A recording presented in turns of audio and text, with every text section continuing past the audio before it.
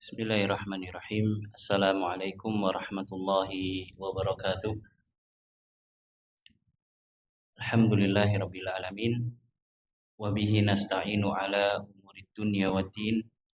Asyhadu an la ilaha illallah wahdahu la syarikalah wa asyhadu anna Muhammadan abduhu wa rasuluh sallallahu alaihi wa ala alihi wa sahbihi wa man sara ala nahjihi wa tamassaka bi sunnatihi ila yaumiddin.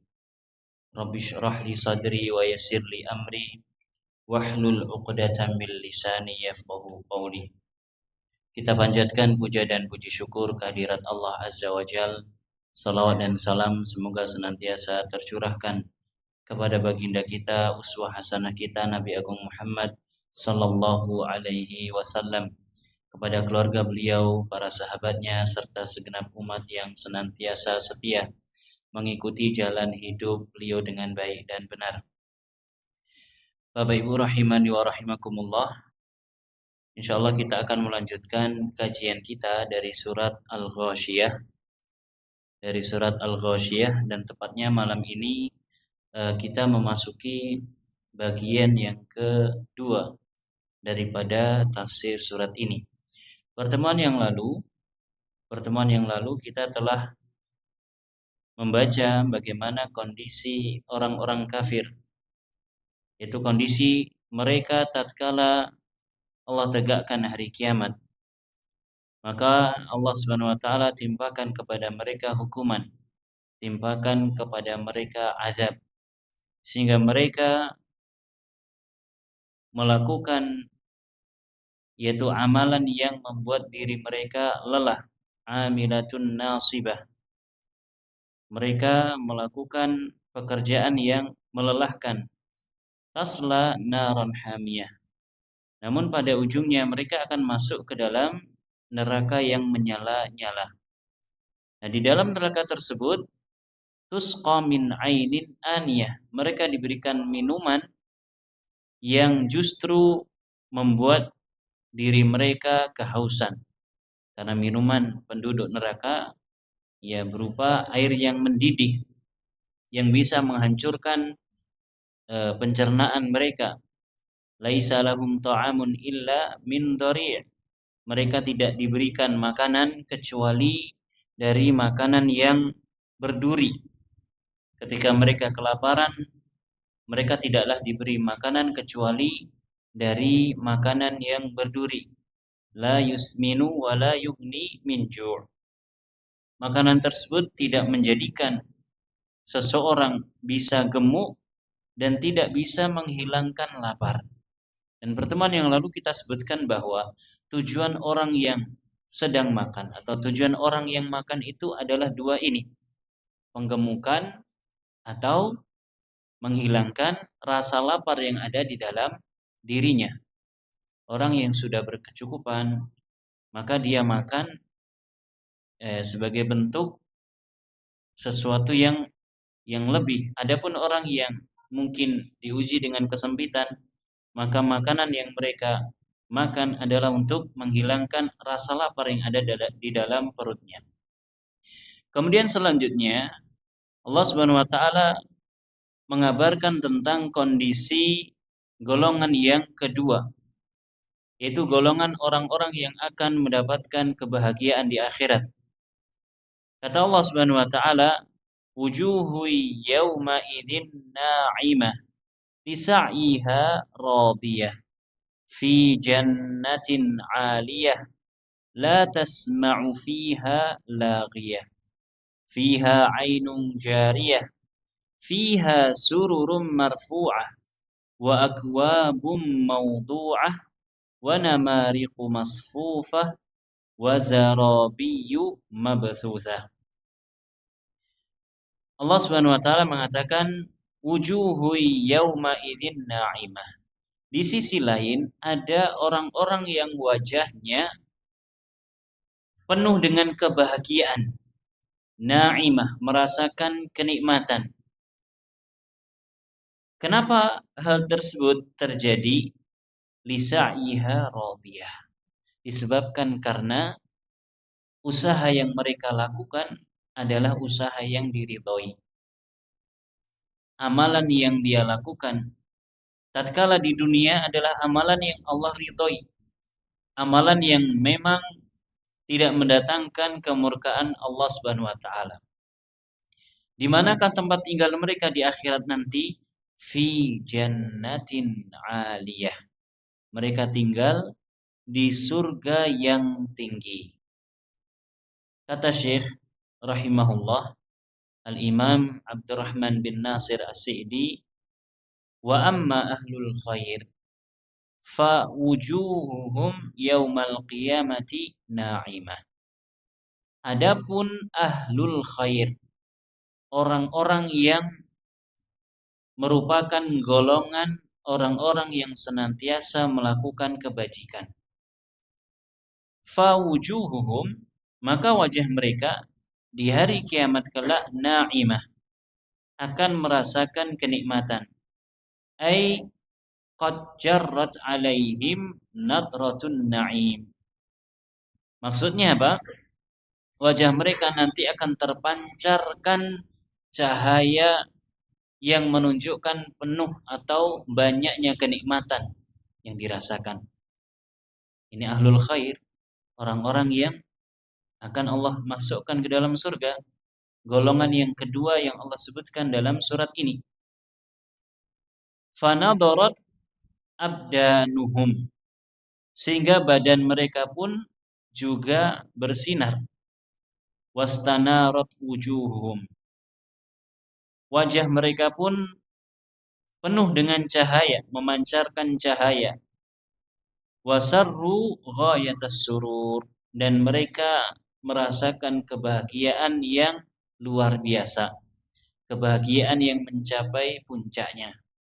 Ini ahlul jannah, orang-orang yang Allah masukkan ke dalam surga. Jadi surat ini, surat Al-Ghasyiyah, dimulai dengan penyebutan ahlu neraka dulu, penduduk neraka. Baru setelahnya ahlul jannah, penduduk surga. Yang mana kondisi mereka penuh dengan kenikmatan, kebahagiaan, keceriaan, terpancar kebahagiaan tersebut dari wajah mereka. Wajah mereka berseri-seri, memancarkan cahaya kebahagiaan. Bahkan pun tubuh mereka juga semacam itu.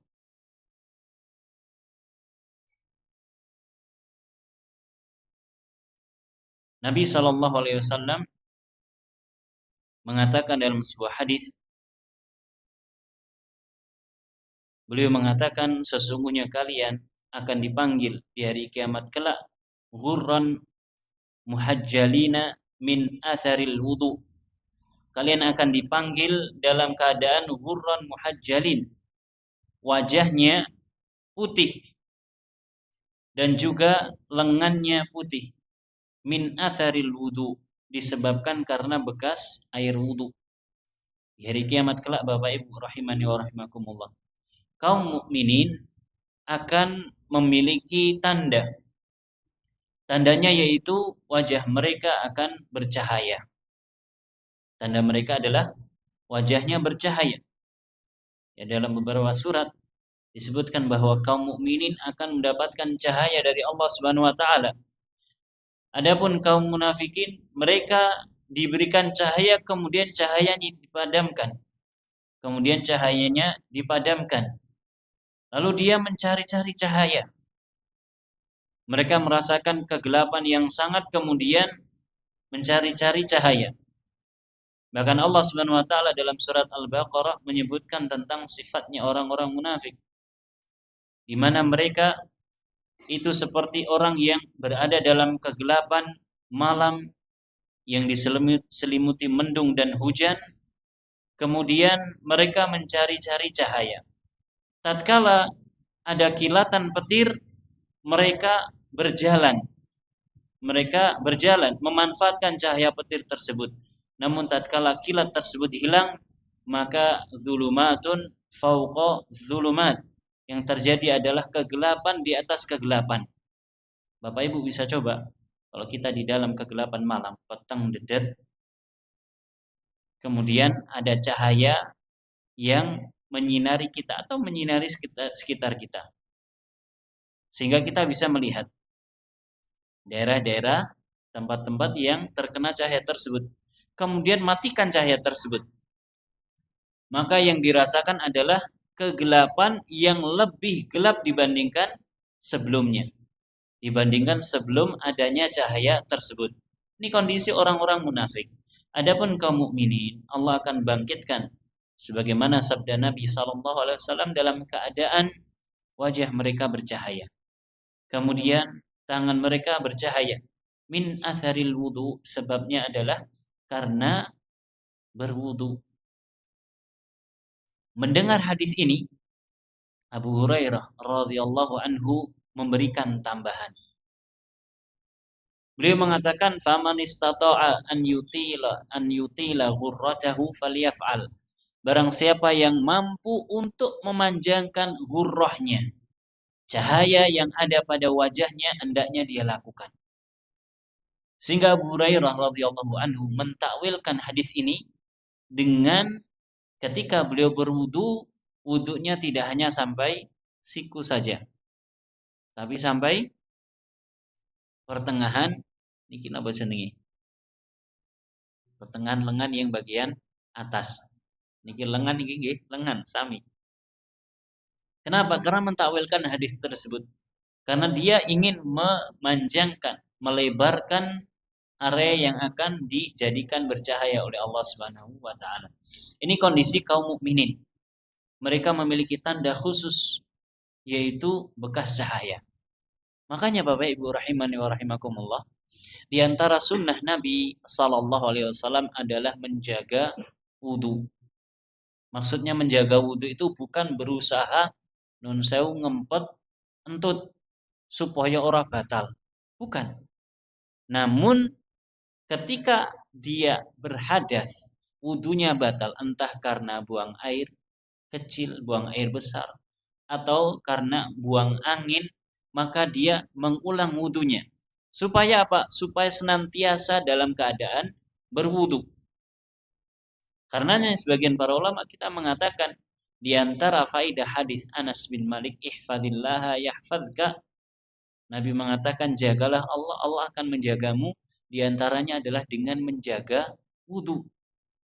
Orang yang senantiasa menjaga wudu akan mendapatkan perlindungan khusus dari Allah Subhanahu wa taala. Beda orang yang berhadas dengan orang yang berwudu. Bahkan kalaupun dihadapkan dengan adanya setan, adanya jin misalkan, jin tentu akan milih orang yang berhadas. Apalagi orang junub. Mungkin ada di antara Bapak Ibu nun sewu yang ketika junub malam hari kemudian berangan-angan wis tak atus isu-isu wae. Ketika tidur ternyata mimpi aneh-aneh. Tindihan lah, mimpi sing ngeri. Kenapa? Karena kemungkinan jin mendekati dirinya dalam keadaan wudu, dalam keadaan junub ini lebih besar. Karena Nabi mensunnahkan kalau orang junub di malam hari kemudian dia tidak ingin segera mandi, maka disunahkan untuk berwudu. Dia ingin tidur atau dia ingin makan minum atau mengulangi junubnya, maka disunahkan berwudu. Nah, di antara manfaatnya adalah hal tersebut menjaga kita dari gangguan jin. Nah, kembali ke pembahasan kita, kaum mukminin akan memiliki tanda. Wajah mereka bercahaya, tangan mereka bercahaya. Ditambah lagi Bapak Ibu rahimani wa rahimakumullah, wajah mereka akan berseri-seri, bercahaya disebabkan karena melihat Allah Subhanahu wa taala. Tatkala mereka melihat Allah Subhanahu wa taala, maka wajah mereka pun berseri-seri, bercahaya. Wujuhu yauma idzin nadhirah ila rabbiha nadhirah. Wajah kaum mukminin tatkala mereka sudah di dalam surga akan berseri-seri, bercahaya. Apa sebabnya? Karena memandang Allah Subhanahu wa taala. Dan ini sering kita sampaikan dan kita ulangi. Kaum mukminin ketika sudah masuk surga akan bertemu dengan Allah Subhanahu wa taala secara langsung. Akan melihat Allah Subhanahu wa taala secara langsung. Dan ini adalah puncak daripada kenikmatan surga. Di dunia kita tidak mungkin melihat Allah. Nabi mengatakan innakum lan tarawna rabbakum hatta tamutu. Kalian tidak akan bisa melihat Rabb kalian sampai kalian meninggal. Kita meninggal, dibangkitkan, kemudian kita masuk surga, barulah tatkala itu kita akan melihat Allah Subhanahu wa taala. Bagaimana keadaan kita? Berseri-seri wajah kita. Lupa dengan seluruh kenikmatan surga. Karena melihat wajah Allah lebih nikmat dibandingkan kenikmatan surga yang lainnya. Dan ini sering kita ulang-ulang. Kenapa? Karena kaitannya dengan keimanan kita. Kaitannya dengan akidah kita. Kita capek-capek beribadah di dunia ini tujuannya supaya apa? Selamat dari neraka, masuk surga, bertemu dengan Allah Subhanahu wa taala. Adapun di dunia tidak mungkin seseorang bisa melihat Allah Subhanahu wa taala secara langsung. Kalau ada orang ngaku pernah lihat Allah di dunia, apa jawaban kita, Pak? Pendusta, ngapusi. 100% pasti dia berbohong. Apalagi kalau ngaku bisa bersatu dengan Allah Subhanahu wa taala. Bohong, dusta. Tidak mungkin. Seorang nabi saja tidak mampu melihat Allah secara langsung ketika di dunia. Nabi kita Muhammad sallallahu alaihi wasallam, Nabi Musa alaihissalam tidak mampu melihat Allah secara langsung. Nabi Ibrahim alaihissalam. Apalagi manusia biasa. Tidak akan mungkin mampu. Lisa'iha radiyah. Kaum mukminin mereka merasakan kenikmatan tersebut lisa'iha radiyah disebabkan karena usaha mereka yang diridhoi. Alladzi qaddamathu fid dunya minal a'mali shalihah. Usaha-usaha yang mereka lakukan tatkala di dunia berupa amal-amal soleh. Amal soleh itu Bapak Ibu sering kita ulang bukan hanya sekedar ngamal. Biasanya ngamal niku napa konteks bahasa kita? Sedekah. Bukan hanya amal soleh itu bukan hanya sedekah saja. Amal soleh secara umum, semua bentuk dan jenis amal soleh dilakukan oleh kaum mukminin sebagai bekal dia untuk menghadap kepada Allah Subhanahu wa taala. Dia beramal soleh. Di mana amal soleh tersebut syaratnya adalah 2. Dan ini juga sering kita ulang. Apa? Ikhlas lillahi ta'ala. Dilakukan tulus karena Allah Subhanahu wa taala. Niatnya harus benar-benar tulus. Dan yang kedua, mutaba'ah. Harus sesuai dengan aturan. Sesuai dengan tuntunan Nabi sallallahu alaihi wasallam. Ini namanya amal soleh. Kalau ada amalan ikhlas tapi tidak sesuai dengan tuntunan Nabi, bukan amal soleh. Kalau ada amalan yang sesuai dengan tuntunan Nabi, tapi tidak ikhlas, tidak tulus dilakukan karena Allah, ini juga bukan amal soleh. Maka amal soleh harus dilakukan ikhlas dan sesuai dengan aturan Nabi Sallallahu Alaihi Wasallam. Ini hubungan dia dengan Allah Subhanahu Wa Taala. Bahasa kita napa? Hablun minallah. Adapun hubungan dia dengan manusia wal ihsanu ila ibadillahi. Hubungan mereka dengan manusia adalah mereka berbuat ihsan. Ihsan itu napa? Berbuat baik kepada manusia. Kepada hamba-hamba Allah yang lainnya. Dan hamba Allah itu bukan hanya manusia. Bukan hanya manusia. Makanya ada beberapa hadis yang Nabi Shallallahu Alaihi Wasallam singgung tentang berbuat baik kepada binatang. Bahkan kepada binatang pun kita harus berbuat baik. Contohnya apa, Pak? Contohnya apa? Kucing. Kucing apa kucing? Berbuat baik kepada kucing. Hadisnya yang mana kira-kira? Hadis kisahnya Abu Hurairah dengan kucing. Oke. Yang lainnya, yang secara jelas dan tegas bahwasanya Nabi mengatakan atau menegaskan bahwa kita harus berbuat baik kepada binatang. Contohnya adalah seperti hadis innallaha katabal ihsana ala kulli syai'in. Sesungguhnya Allah mewajibkan berbuat ihsan, berbuat baik atas segala sesuatu. Fa idza qataltum fa ahsinul qitlah. Kalau kalian membunuh, maka baguskanlah cara membunuhmu. Jangan nate membunuh napa dereng, Pak? Bu. Membunuh. Membunuh niku macam-macam. Membunuh menungso, membunuh selain menungso. Kapan seseorang itu diperintahkan untuk membunuh manusia? Ketika berjihad perang. Kalau kita berjihad, kemudian kita harus membunuh lawan kita, kata Nabi fa'ahsinu al-qitlah, bunuhlah dengan cara yang baik. Cara yang baik bagaimana ya? Kalau dengan pedang, dengan yang ditebas adalah lehernya. Sehingga di dalam Islam tidak boleh melakukan, istilahnya saya lupa, bahasa kita mutilasi. Bahkan sekalipun terhadap lawan perang kita. Gak boleh dimutilasi. Bahkan meskipun dia adalah orang yang mencela Rasulullah SAW. Para sahabat gak ada yang pernah memutilasi orang-orang kafir Quraisy yang kalah perang. Gak ada. Kenapa? Karena Nabi melarang. Demikian pula ketika kita, misalkan kita sebagai petugas Al-Quju yang mengeksekusi orang-orang yang dipidana mati. Mungkin apa mboten? Mungkin mawon. Mentale kandel, berani untuk melayangkan nyawa manusia, ya sangat mungkin.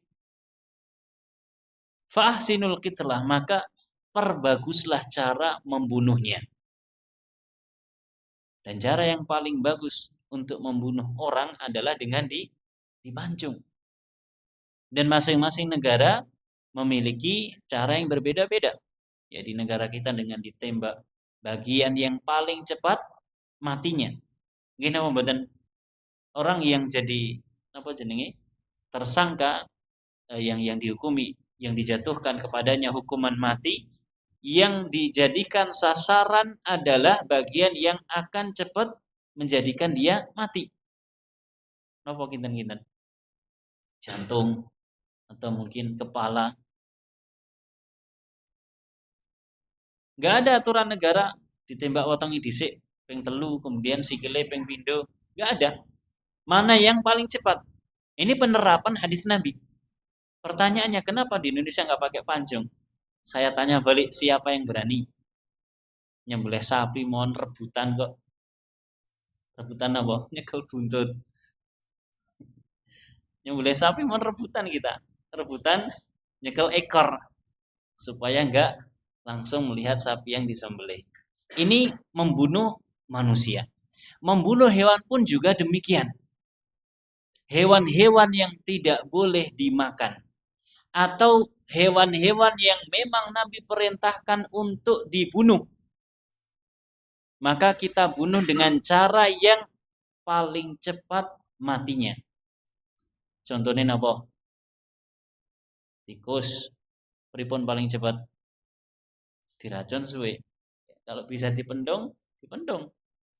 Cicak misalkan dibanting, sekali bantingan kalau bisa. Kita dapat tikus, ya jangan dikasih minyak kemudian dibakar biar kesakitan dulu, nggak boleh. Nggak boleh. Hewan yang nggak boleh dimakan tapi mengganggu, kecoa misalkan. Ya, kita dapat kecoa ya sudah terperangkap. Gimana cara membunuhnya? Ya mungkin dipukul, sekali pukul langsung mati. Jangan disiksa, pelan-pelan kakinya dilepas satu. Kemudian sayapnya, tidak boleh. Itu menyiksa dan di dalam Islam tidak boleh. Karena bertentangan dengan ihsan. Kemudian Nabi mengatakan wa idza dzabhtum fa ahsinu adzibha. Kalau kalian menyembelih, maka perbaguslah cara menyembelih kalian. Ini berbuat ihsan. Bahkan kepada binatang dalam Islam diatur berbuat baik meskipun kepada binatang. Gimana Pak cara menyembelih yang ihsan yang baik? Kata Nabi, wal yuhidda ahadukum syafratahu wal yurih dzabaihahu. Hendaknya dia tajamkan pisau yang akan dia gunakan untuk menyembelih. Dan hendaknya dia tenangkan hewan yang akan disembelih. Berbuat ihsan kepada hewan. Kalau manusia, kalau hewan saja demikian kondisinya, maka tentu manusia lebih berhak lagi. Jadi kita nggak seenaknya. Ya, kita tidak seenaknya melakukan kezaliman kepada orang lain. Ini hablun minan nas atau bahkan hablun minal makhluqin secara umum, hubungan kepada makhluk secara umum. Hubungan kepada Allah dengan beramal soleh, hubungan kepada makhluk dengan berbuat ihsan. Radiyah. Semua itu adalah perbuatan yang radiyah, diridhoi oleh Allah Subhanahu wa taala. Id wujidat thawabuhu muddakharan mudha'afan fahumidat au fahamidat iqab au uqbahu.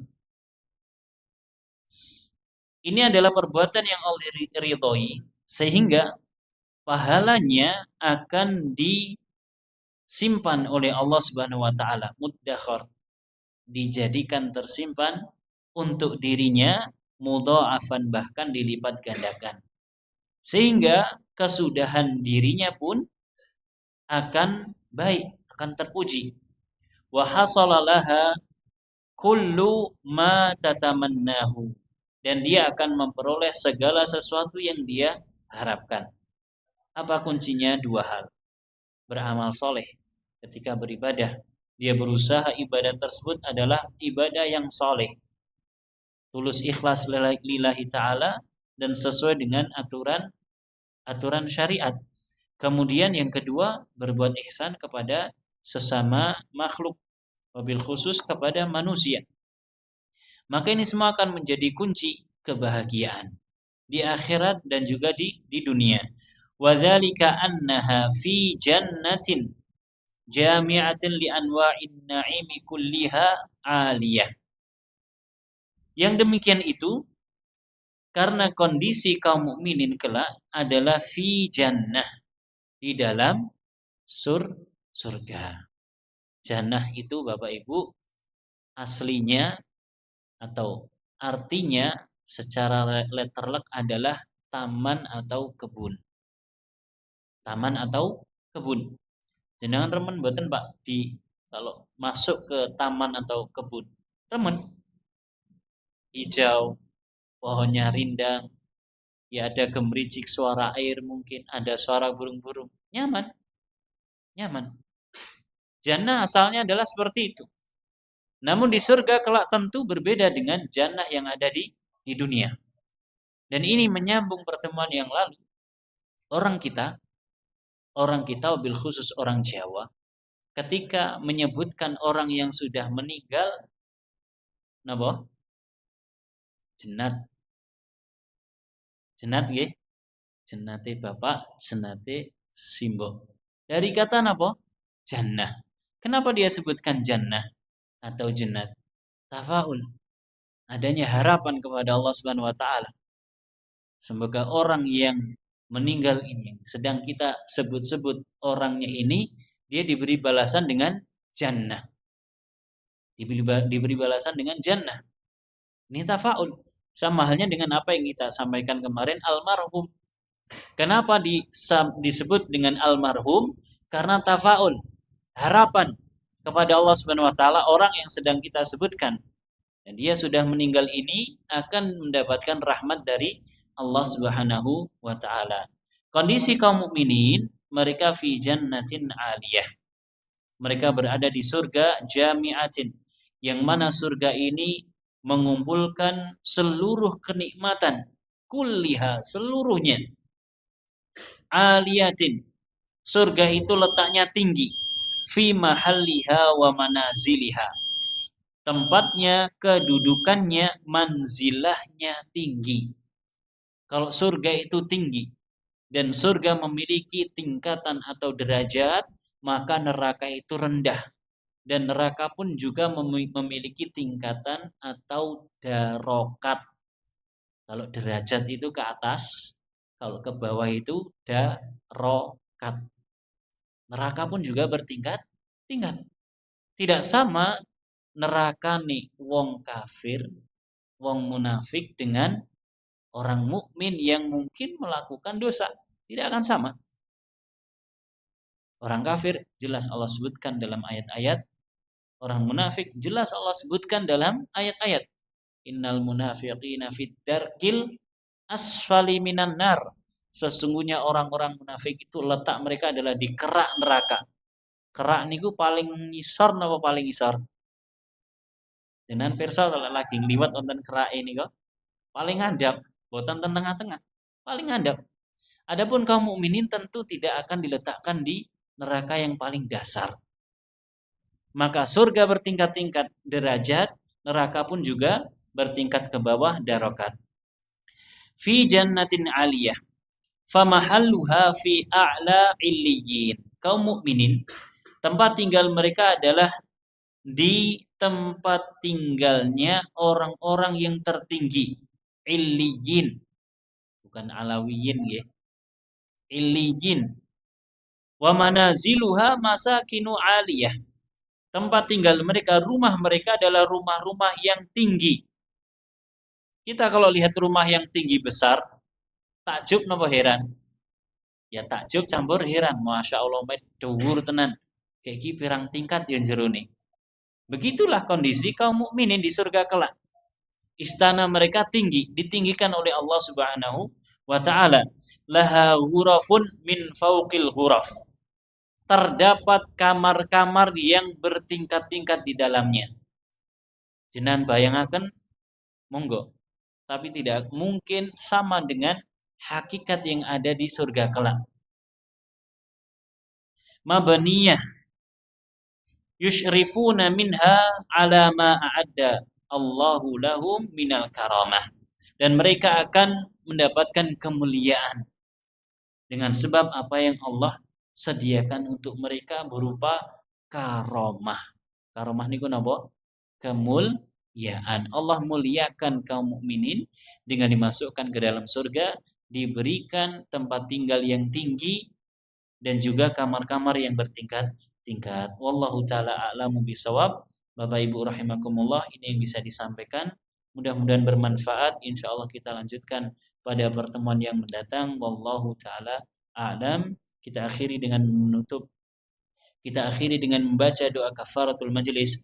Subhanakallahumma wa bihamdika asyhadu an la ilaha illa anta astaghfiruka wa atubu ilaik. Wa sallallahu ala nabiyyina Muhammad wa ala alihi wa sahbihi wa sallama tasliman katsira. Wassalamualaikum warahmatullahi wabarakatuh.